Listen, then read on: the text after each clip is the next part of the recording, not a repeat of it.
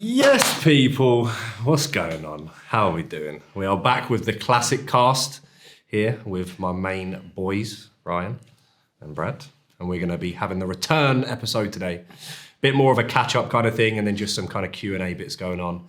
But yeah, hope you enjoy this first episode back. Let's get it. First of all, how are we, boys? Good. Heavy. It's nice to do it. Trust me. Heavy and bloated. I am Lentis. Yeah, literally. I think we were all dying last time we did it, weren't we? Yeah. You can hear it like it's the the heavy breathing. I just had to do a recording for content the other day. And it was just like 3 things you have in your gym bag. Bro, I was lent on my kitchen side and I had to chop the video up before I sent it Pete. Because like Darth Vader, like trying to catch my breath. What I was doing was talking. It's terrible. It's when you're like doing walks and stuff and like voice noting a client, you listen to it back, it's like it's like, oh shit, I need to sort that out. It's not the best. Bunch of Sam Suleks losing breaths. So what phase are we all in? Leon's about to bore us all and go into a cruise phase. Yeah, but I'm still mass. They're still running through my blood right now. The dosage hasn't dropped yet, so I'm still mass. But yeah, I think we're all just really off-season, aren't we, at the moment?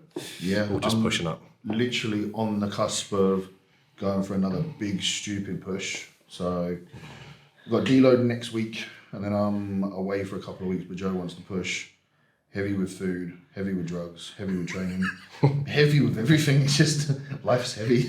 He's sick of it now, and he's like, I'm getting a fucking pro card. Yeah. That's it, yeah. I'm getting a fucking pro card. Yeah. Going all in. Went from milligrams to working in mils real quick. Damn. Oh, my. But, so you've not long obviously been out of your prep when you think about it. No, Do you feel better going in the transition to this one coming up as you did the last time? Because I know the last one was a bit of a hard one, wasn't it? I think last time we just jumped into prep early because I had all that shit going on with the migraines and stuff, didn't I? So we were just like, fuck it, let's just do an RFL because it sounded like fun. Wasn't fun at all.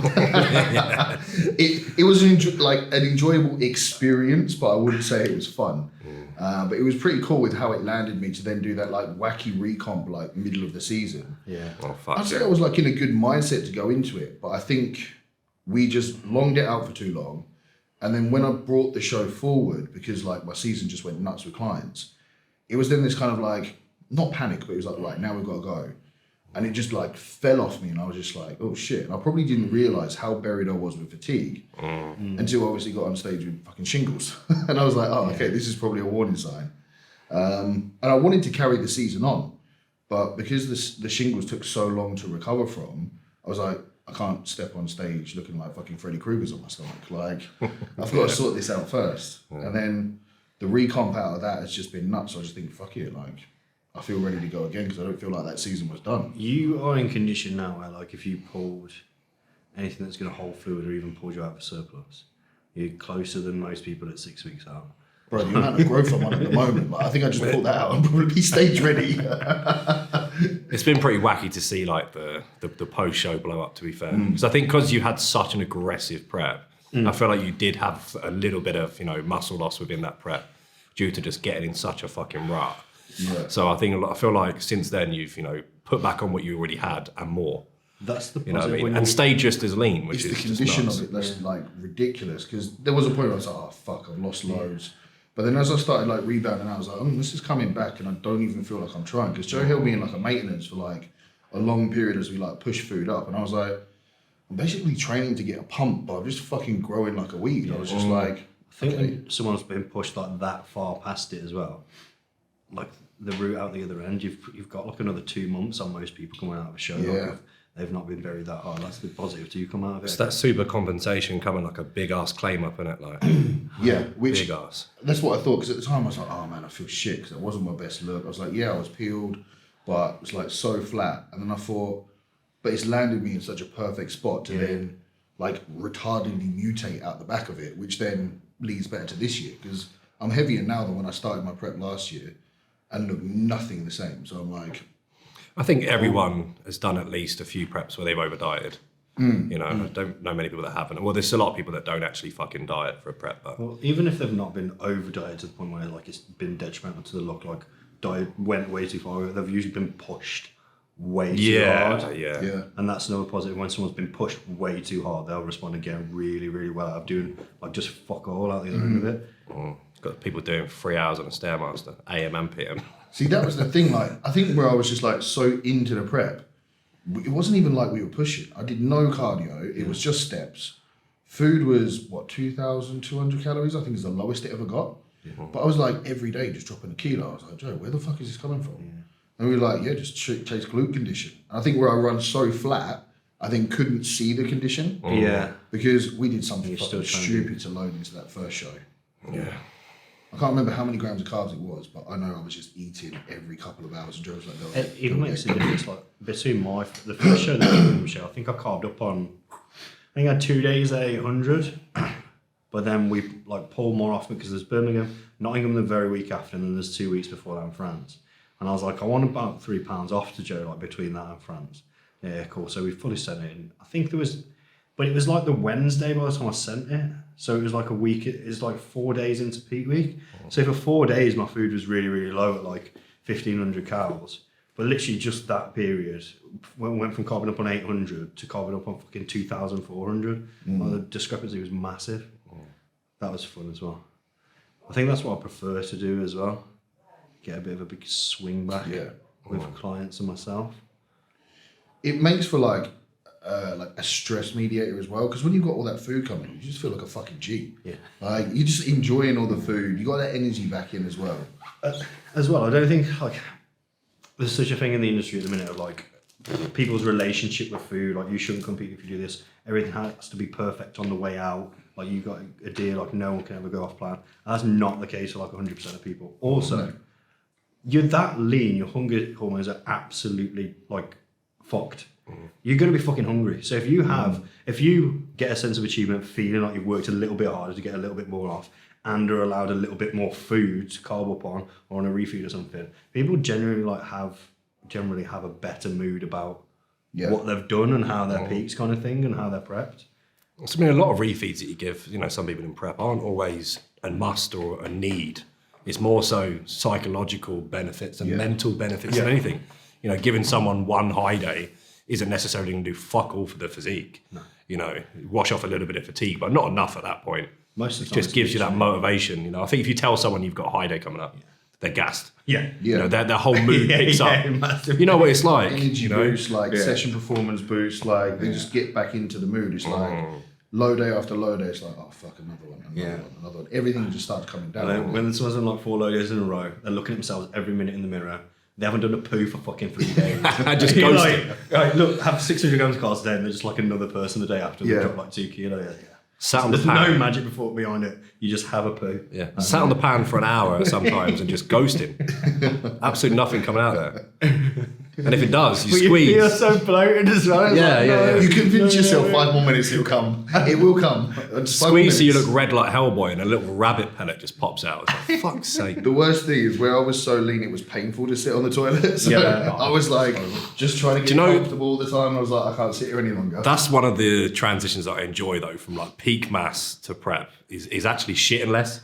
Because, bro, off season, when I'm pushing food, I am on the toilet so fucking much. I'm like 4 or 5 times a day, dropping cable. At least once after every meal. Normal people can't comprehend it, can they? I know, my staple is 3. I know all of a sudden, Joe will bump my food and it'll go to like 4 or 5. I mean, a little bit too much now. It's like a fucking sausage machine. Fuck's sake. But in terms of where you're going, are you doing a show then this year? Yeah, plan is. So we've got 2 more massive mesocycles, then we'll do a maintenance. So the last 2 masses we're going to get. So it's only like a short push then.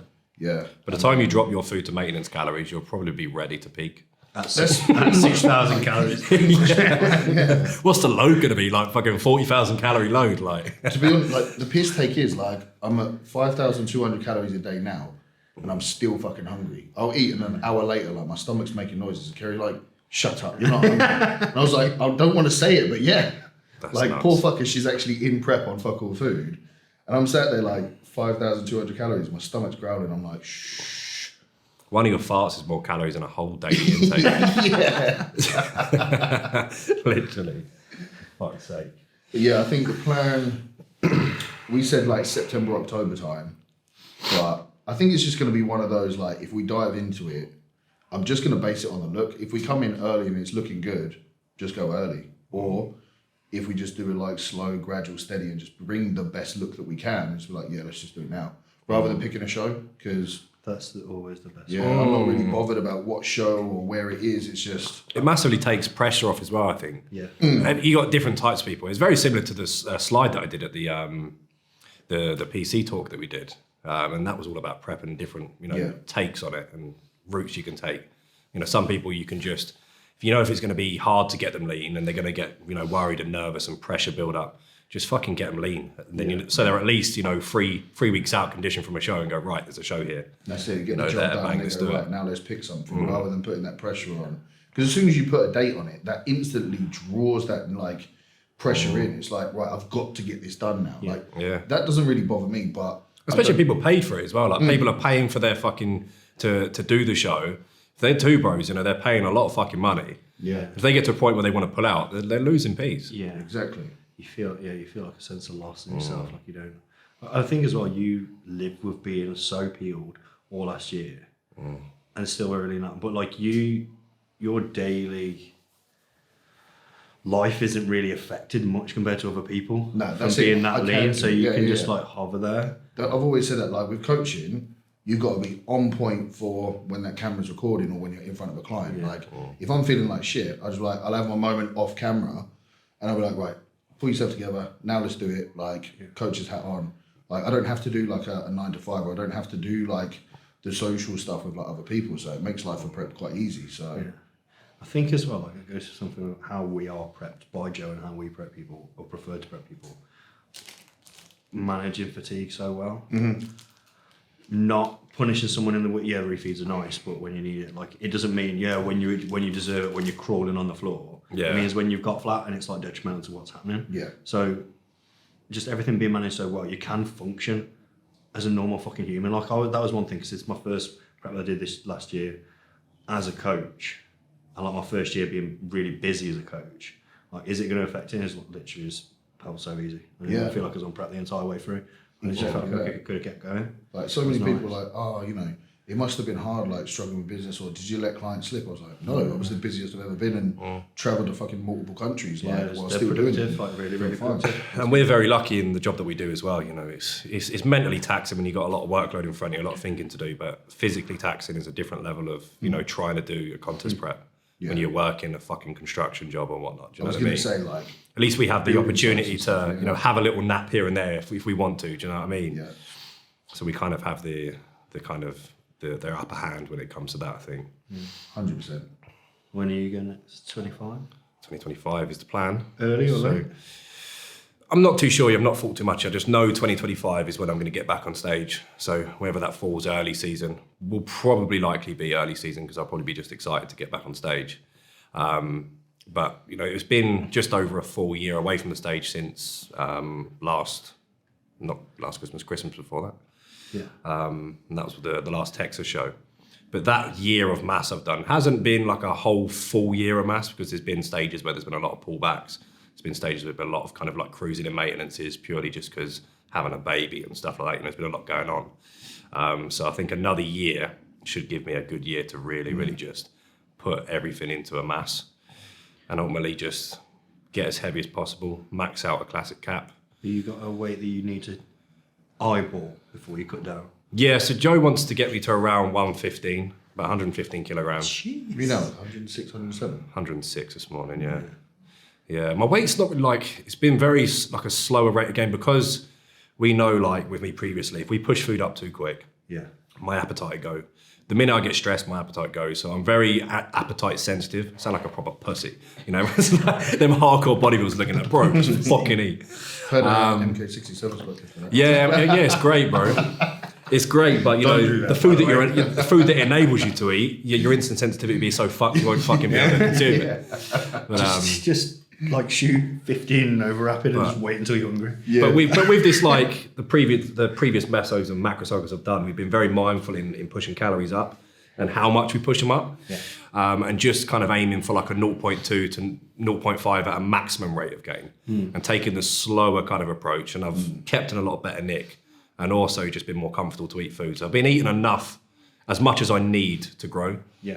because my time frame is a matter of years. It's not like, oh, we need a 1% rate of gain every single week. No. Because then when do I get too fat and then have to pull back very quickly, or appetite goes and then I spend 4 or 5 weeks in a pull down to get my appetite back. So it's kind of learning from previous things that we've done wrong, correcting it, and then moving forward. But I think that's just coaching in general, isn't it? Yeah, I think as well, like, like how much would you put someone in a surplus? It's like, well, how long is a piece of string? Like, if someone's in a very, very gentle surplus like you, and then you see you'll recomp like 2 weeks on the bounce, and your appetite's still like, oh, somebody can push it up a little bit more. Whereas like throwing so much shit at water to get it to stick, and also the fact that until you're on that point on prep where you're pretty fucked, you still grow as an assisted athlete. You still do. Everything is just like a finely tuned machine. Like your digestion's on point, nutrient partition's on point, your fitness is better. Like everything just functions way better. So like, I think it's keeping you closer to that spot as well in off season. Does it make sense? As it does for most people. Yeah. I think everyone just gets carried away in the industry of like, oh, look, I'm eating 1,000 grams of carbs. And like, you look at their physique and it's just like, well, you don't look big enough to eat 1,000 grams of carbs. It's the melted candle. Yeah, it's literally just a melted candle, but like everyone's too quick to throw around like weight, you know what I mean? Oh, I'm like fucking, I'm 260, I'm 270. It's like, yeah, you can see that. I think personally, a lot of people don't do it the way that we've done because it's fucking hard, or it's harder, sorry. I think it's just thinking of measuring or taking more notes or measuring more in more depth, but it makes the job so much easier. And if you've got a coach, then you shouldn't be the one having to think about it. If I was more active as well, like it just depends. Again, I'm a coach. I don't really do a shitload of steps. I go to the gym, I train, I come home. That's all I do. That's literally all I do. So my surplus is very different to someone else's. I've got a client, for instance, client George, who's a tree climber. He's up and down trees all day. He does a minimum 30,000 steps a day. His maintenance calories are 5,500. And he's a 90 kilo guy, so it's just very different depending on how much you move, isn't it? Really? Yeah. Yeah. I think what you've done though, like similar to my mindset, is that you've put such a clear runway of progression. Because if you get too heavy-handed with food, or get too sloppy with like off plans all the time, or macro tracking just shitting all the time, your digestion is going to drop so quick, which then brings that runway even like shorter. You've then got to do recomps. You then got to look after your digestion and appetite again. You pull down, you push up, pull down, push up. But like, if you just, what I've tried to do is mirror prep behavior into. I was going to say that you've kind of mirrored your prep. That's why you're hungry now. Still at this and digesting everything so well. Because you're still moving the same amount. You're still just same routine, meals at the same time, steps at the same time. I think that everything is literally exactly the same. Veg doesn't get reduced because your food's going up. Everything like that. Just no brock. Which is not to say that's like I took grab veg. It's not to say like everyone should do that in an off season, but I feel that if you do want the most out of your off season, then why would you change that prep behavior when you get into an off season? Because that's the optimal time to fucking grow. There is no off season, is there? When you think about it, it's just a word. You're on season because you compete, and you're off season because you're not actually competing, but bodybuilding done properly is 24/7. Yeah. And 365 days a year, essentially, you're just in a massing or a cutting phase, essentially. Yeah. I've always said I'm either eating more or moving less. That's the only thing that fucking changes. There's no switching off. And in the UK, like, everyone is as anal as you can be about it. Like, there's not a single person that goes to the gym without a fitness Instagram or without posting about their own bodybuilding journey. And all you see is how 100% everybody is. I don't care about people saying, oh yeah, you only see the highlight reel. Yeah, you only see when people feel they look good, but they don't get to that point unless they are nailing everything. And if they know everyone else is nailing everything, then and you're not, you can have a shock of it when you get to stage eventually. Exactly. Yeah, because when you get on stage, it doesn't matter how much food you eat, no matter how big you are, or how much you weigh in an off season, how strong you are, how much you can deadlift. No one gives a fuck. It's what you present to the judges essentially that matters. Exactly. So whichever way you did your training, calories, PDs to get there might be completely opposite to the other person, but ultimately it just matters what's in front of them. Yeah, agreed. Should we bang through some questions? Well, I was going to quickly just give you a question actually. Go on, go for it. When you come back, are you just chasing IFBB or are you going to do other things? Just IFBB. Yeah. I've had my fun across the couple of seasons that I've done. I've done the PCAs, I've done the NFMs, I've done the FXs, all the kind of, smaller level federations. So I've had fun. I've traveled, to the States. I've done some good shows. I've won an overall. So I think I've got the necessary experience. I mean, when I first started, we was going to do a 2 bro show in my first season, but I've always been of the mindset of I need to achieve an NPC level physique before I step on that stage, because one, it costs a lot of money to compete with 2 bros. I'm not going to pay a shitload of money just to potentially not place or, you know, get maybe a 3rd place, a shiny medal. It's not what you're about. You go there to win, you know. And 2, you need a level of size, and you know you need to fully meet the criteria that they're asking for to do well in NPC. It's a very specific look, isn't it? So I've just always thought, you know what, the first couple of years, I need to get experience. I'm going to get on stage, do some PCA shows, do some NFM shows, get that good experience, feel comfortable on stage, see where I kind of, you know, end up there. And then, yeah, just dedicate a good time off to then come back and actually shoot for, you know, pro card. You've done that in the right way though, because I find a conversation that I'm having quite a lot at the moment is like people coming to me going, I want to earn a pro card, I want to get a pro card. I'm like, right, have you won a regional? Have you won an overall? Have you stepped on a final stage where you have done all them things first before even attempting like NPC? So I find as well, like, has someone competed enough to know what feedback to give you when peaking them, when prepping them? Do they know what works with it? Can they give you like their objective eye on like what's going on, like how you're peaking them, etc., and it actually be valuable versus, oh, do I only get this amount of carbs? Do you get what I mean? Like actually, they actually know, like, well, I actually filled up on this much before. Oh, okay, I've got an idea in my head of like this, that, and the other. Like, makes you a much better athlete just to go in there as prepared. You just got to see if you enjoy competing first, you know, which is what I did. You know, got on stage, you don't know if you're going to love it or you're going to hate it. Yeah. And I loved it from the second I stood out on the light. So, like I say, you just got to keep doing it. You got to get the experience, get yourself in there and just have a go.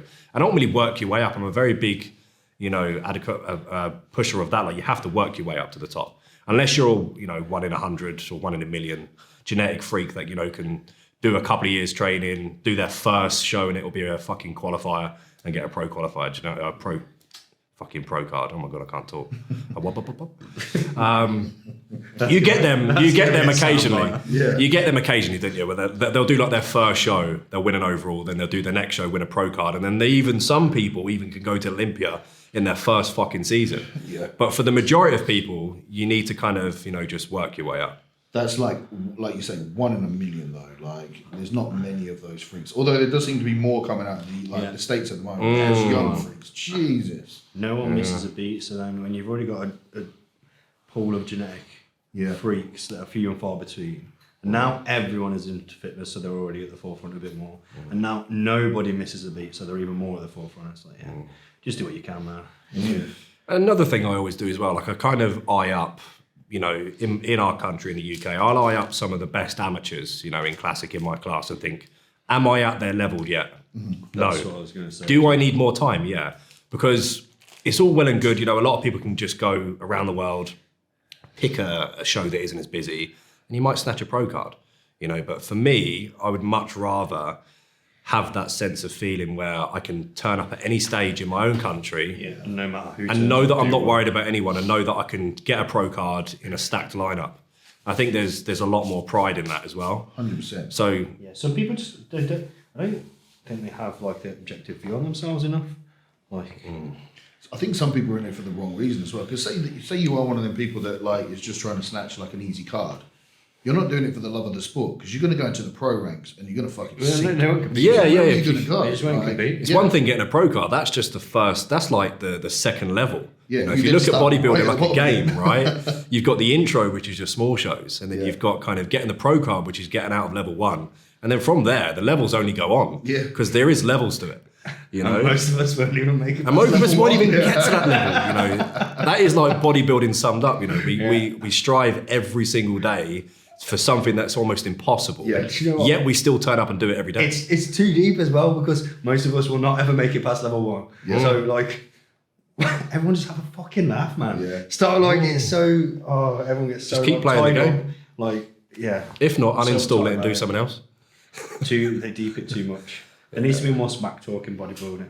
And I don't mean like me slagging someone off because I hate them. I mean like Arnold style, hiding people's shirts. Like, oh man, you should have trained cars more in your off-season, bro, backstage. Like, that'll go down a tree. I'll be his father. I can say I've That Atlas prep, there was a lot of smack talking. I've got to say that was probably the worst prep ever. That was like high That's what I mean. school. It rocks people so bad, you know, when they're in a diet, they're like, no, they're a different person. Like It started you off can't funny deal and with then it just, it got annoying. Yeah. Man. Yeah. It got fucking annoying. It depends how much it gets milk, don't it, really? Yeah. Right, should we get into some questions? Yeah, Anyone man. else Let's got do some? it. I got a few from yesterday. I got a couple. Mine are all quite serious though. I think they actually took my no Lego up your ass quite seriously. Oh, I could fit 6. 6? Yeah. Damn, bro. If they're the L-shaped ones, so I can bunch them together. No lube. Yeah, no glue. Dry squeezed. Always dry. Fuck. Just focus on your breathing. I just vacuum and it's all pulls them in. Suck it up. No Like hands. the tide coming back in. Just hover over and just collect them all. Fuck's sake. Yeah, damn. Yeah, that's the one. Shall I kick it off? Oh man. I've actually got some interesting ones. Luke Vinicum. Big up Big Luke. Me and Luke in the same class. That's gonna be fun to get back on stage together. He competed. Is that South African Luke? Yeah. Fucking bubbly bastard. Man. He Biggest looks so arms good. I've ever seen. He looks so I good. imagine. He said, how effective was your rebound and would you recommend it to others versus straight up taking a year off? Possibly a year off means like coming off cycle after prep, I assume, as well. Are there pros and cons? So like when I first got with Joe, I literally just finished the other 2 row show I'd done and I started with him the week after. And we just started again, like androgen escalation, just as if you were clear of all gear, you start off very lean and you just escalate rather than rebound and stay at what you were and just remove like the more unsafe compounds, the more damaging compounds. I noticed then I stayed way leaner for way longer. I'm not leaner now, like I'm fat as fuck right now. Yeah, if you squint from like up there, you can see my abs in the morning, but it's not like that. So like I found the growth has been fucking ridiculous compared to it before, but I find your overall runway is so much shorter, unless you're Brad. I think it depends on the position you're in as well. Because if you've had like, again, I don't count for this because I should have been fucked post prep, but we did my bloods and everything was perfect. Mine's clean. Every time I do blood work, it's progressively cleaner than when it was. Yeah. My androgen low was, we're from Physique Collective where we're truthful. I don't really even want to admit it on camera. My androgen low was, I think it was like 50 anadrol, 50 winstrol, 50 anavar, 40 superdrol was the peak in orals. Yeah. All of them together. 100 or 200 tren. I think a gram of mast and 400 test. A lot of drugs, essentially. Many fucking drugs. Hefty, man. Many drugs. But even that actually, I think, speaks for like, yes, we did use those, but we used them very acutely for peaking. Following the safer use model, or at least the rough guidelines of it, come on.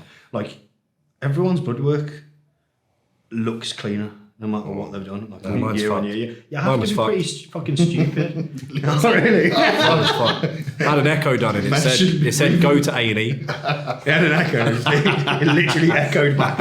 Ambulance was already on the way. But yeah, going back to that like, rebounding scenarios, I think when you're looking at it with a client or with yourself, you have to look at the individual and look at previous things, If you know how well some clients can react to a rebound, how well they can manage their appetite as well. Exactly. Because some people get so much supercompensation from a rebound, and also you have to take their kind of goals into consideration too. If it's someone's first ever prep, do they likely need to rebound if they're not going to do a show for a matter of years? No. It's going to come at a deleterious health cost for no real gain. Well, I wasn't either, but like my blood work come back really, really clean. Yeah, but again, check your bloods, right? Check your bloods. And that's the main difference. I noticed like the explosion was like way more productive than it's ever been. Also, it got me having fun with training straight away because I was in a low fatigue. Again, what Leon said, it depends what someone's state is in going out of prep. If you're at the point where you're going into peak week and you are like, this is 90% of people like dragging yourself on the floor, doing steps, like fucking passing out and shit like that. It's probably not a good idea to fucking rebound. But I'd done like a span of about 8 weeks worth of shows and I felt like I could just keep going. I had no fatigue whatsoever. I was sleeping like 7-8 hours a night still and I was literally functioning fine. So it was not like Deleterious? Done in the right, within the right application, you can also use it as a tool to improve, like a tool for improvement. If you are doing, a regional early on in the year, and you want to just get your qualification because you've got your time, you got your eyes set on a specific show a little bit later, you then have a big buffer period where you don't have to sit at maintenance. You can rebound out, but providing that client, understands how to rebound properly and not rebound, yes, I'm just going to have an off-plan meal every 2 minutes. Clean food's just more of it, still mirroring what you were doing on prep, and you will get a very, very good reaction to your rebound. And you can take your judges' feedback away from that regional. They might say, I want a little bit more arms, a little bit more delts. You could drive that into the rebound, snatch some quick time growth, then move into your maintenance, drop your PEDs down prior to prep, and then spike them back up and get absolutely fucking killed up again. Judges love that as well, that you've taken on the feedback. Yeah. I think different difficulty of shows or caliber of shows have not even having to place it regional to qualify for pro qualifier, or kind of intertwine well with this. If you're doing a warm-up show or something like that, or you do a Two Bros regional or something, and you've done a 4-week RFL you guys in to get, and you are at that point I don't want to say over dieted, but way probably flatter than you should be by dieting that hard. The rebound is going to be very, very effective out of that. I think obviously with everything, the leaner the position you're in, the greater the nutrient partitioning is. I think that's what works so well as well. I guess that's one cleared up. So I've got, apologies if I get this wrong, my G. Guado from Brazil. He asked me quite a lot of questions from the Physique Collective site. He's asked me 3. He's put, what's your guys' thoughts on the process of creating a mesocycle? And I'm probably going to roll in another question. It's how do you determine food and PED increases through a push phase? So I guess that would be part of creating a mesocycle as well. Yeah, these are things that you're pre-planning for a mesocycle anyway. It's difficult to say how we would determine it because it would be very goal dependent and individual dependent. But what I like to do is, say for example, if a client started with me, I would map out their entire season and break down, almost say it was a competition prep, I'd reverse back from show day and I'd say, right, roughly how long is it going to take me to prep this client? Let's say 16 weeks. They've come to me with 24 weeks. Okay, so we can push for this many massing cycles, break it down from say 4-week training blocks, 1-week deload, see where they are in regards to food, how long have we got to push food up in relation to how lean they are or how close they would need to be at that starting point of prep. Probably escalate PEDs through that and then same through prep, just take food down, save all the good stuff towards the end, as we've spoken about, Superdrill, Anadrol, all of that stuff.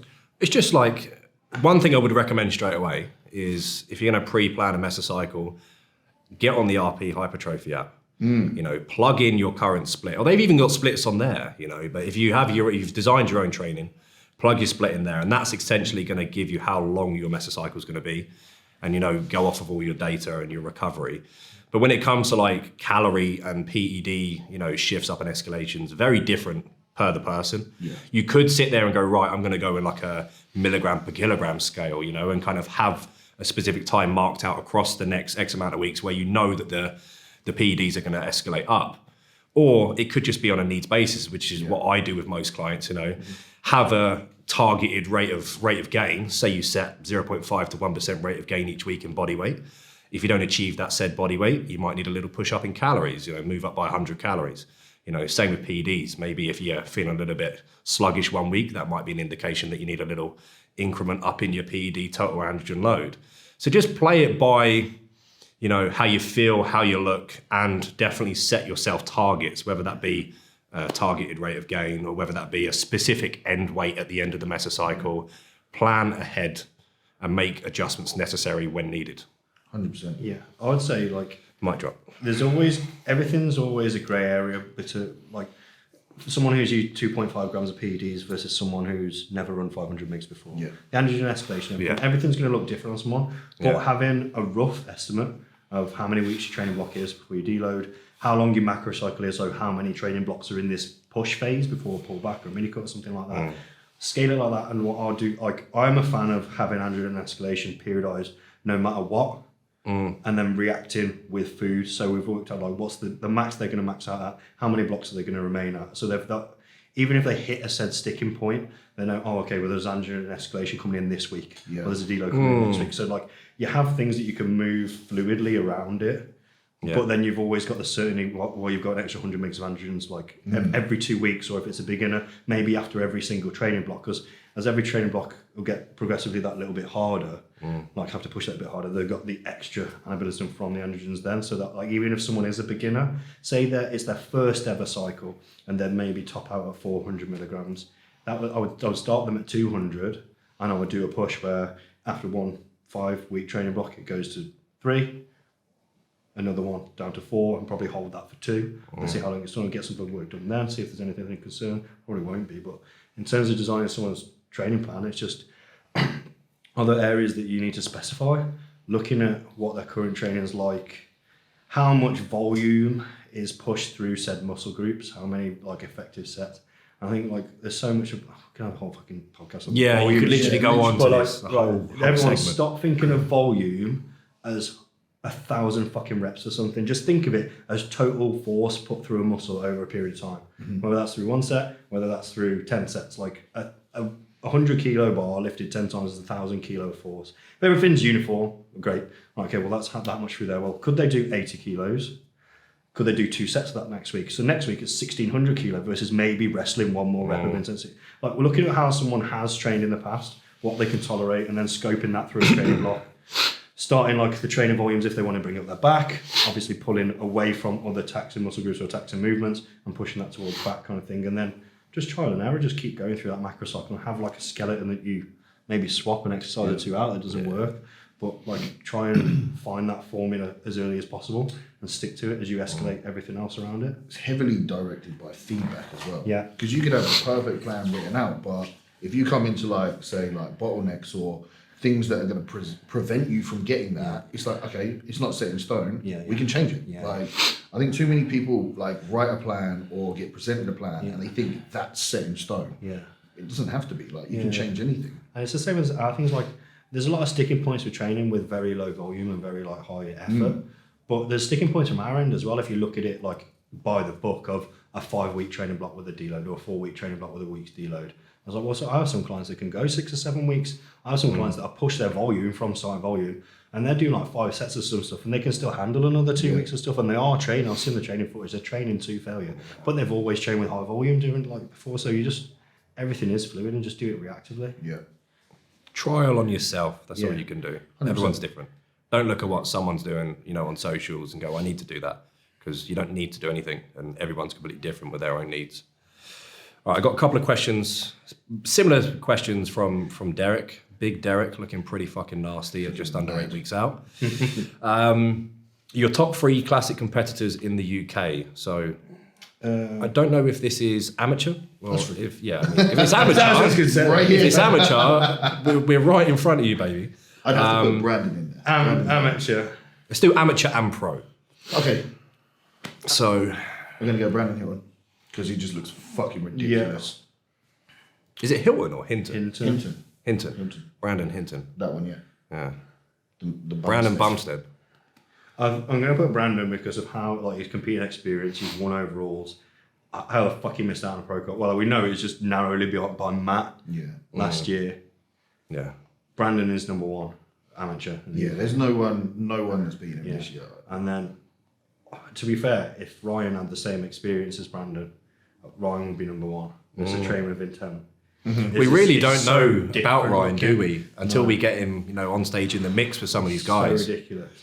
It's huge. But he does have a very, very, old school golden era. He's one of them like physiques like you see on social media, you're like fuck. But then when you see him in person, it's like what the fuck? It's even crazier as well. And he is one as well. He weighs a lot lighter than what he looks. He still has so much room to grow. I think he was like 224 yesterday or the day before. And I think his cap is 220. I'm trying to think of like other top amateurs that haven't turned pro now. Because there's been quite a few amateurs that I would have said that have now turned pro. Corey, does Corey count? Is he still classic? He's still classic. Yeah. Is he? Yeah. Corey's- Still going classic this year. Bro You looks can't about ignore £400. How is he classic? I don't know how he's going to squeeze it. He's fucking You're gonna do massive it. now, man. Corey, mate, if you're watching, I don't know how you're going to do this, but fair play. You're gonna have to Corey chop. You're was gonna like- have to chop something off, bro. Yeah. I think he's planning on going October. I last heard. I don't really know of many more.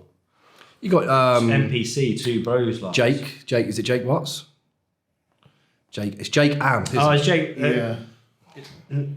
He's gonna kill me for forgetting his name, but what's the Do you mean Joe Richardson? That's exactly Joe- who I mean. Yeah, I'm you're thinking a of the fucking Amp. G. Joe, you're a fucking G. I was chatting to him fucking yesterday. How do I Joe forget his has, name? in my opinion, the prettiest classic rig in the whole of the UK. When we're talking actually Yeah. fitting the criteria, yeah, for sure. I think so. And he's going again soon as well. Brandon, So I'm looking forward to seeing that.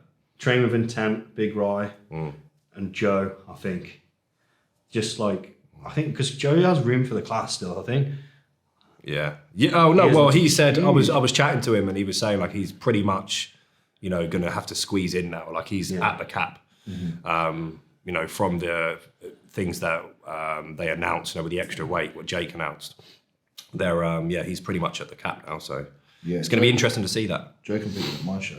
He's going to be literally, like I say, maxed out with the new weight cap. He's too good. He's really, really He's good. going to be very, very good. Moves well as well. Small in all the right places, waist, wrists, joints. I'm going to put Derek up in the mix as Pop in. well. Yeah. My man Derek. Derek, you like I got say, he's another one we're not going to know until we see him next to people on He's stage, got to prove himself this year. because we need that proof now. Yeah. Just Very, the very same good. flow. From what I'm seeing, he's looking crazy. He looks like he's hardening up and getting bigger. He is. As you go in, it's like, He is. Fuck. We've had weight like barely move for the last 3 weeks or so. At this point, in like just under 8 weeks out, That can be. he's panicking a little bit. I'm like, bro, you are way leaner. It's because we've now put you on like the highest load of peds that he's been on, which is still under a gram. And he's just, driving that growth into the show, which I knew would happen. This is exactly why I planned it, man. Yeah. Go hard early on and just watch him morph into the show. Yeah. He's very, very good. Big Asian Belgian Very blue cow. I've got some stupid ones. Can Ryan still see his penis? I could barely see it before I was in off season, so the answer is no. I have to ask Isla what it looks like. I haven't got a clue. I thought he meant about me then. I was like, bro, I swear, nothing happened. Damn, son. Sammy's thrown like all the controversial ones. Oh, God. Yeah, let's roll with these to finish. We love a bit of Sam Traversi. yeah. What's up with you not running PCA's best poser? Sounds fishy. Yeah. I'm not going to speak. If I speak, I'm in big trouble. Should I wear one sock on stage when I pose? I hear it helps. He also put, and then he put, thoughts on the arrogance of people naming poses after themselves or making them up. That's one we can actually answer, really, isn't it? Yeah. that is The others we can laugh about. There's so many of these videos now. There's so many of them. And do you know what? Even Terence Ruffin has done videos where he's called names by the wrong pose. Poses by the wrong name.